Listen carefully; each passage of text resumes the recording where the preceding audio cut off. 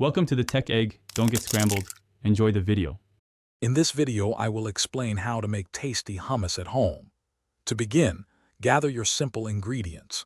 You'll need one 15-ounce can of chickpeas, about 1/4 cup of tahini, the juice of one fresh lemon, and one small clove of garlic.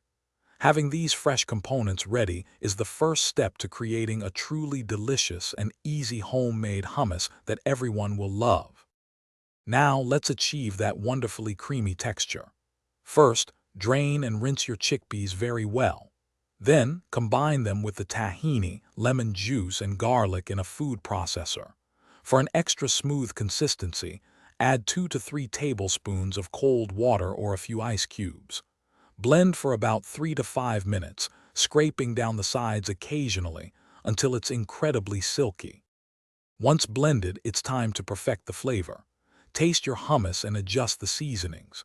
You might want to add another half teaspoon of salt or a 1/4 teaspoon of ground cumin to enhance its depth. If you prefer a tangier taste, add a bit more lemon juice. For a richer flavor, a touch more tahini works wonders. A tiny pinch of cayenne pepper can also add a lovely, subtle warmth.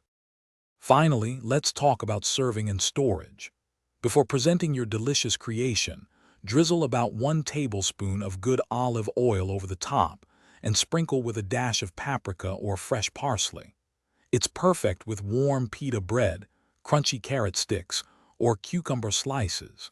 Any leftover hummus will stay fresh in an airtight container in the refrigerator for up to 5 days, ready for your next snack. Thanks for watching. Consider subscribing if I helped unscramble your problems.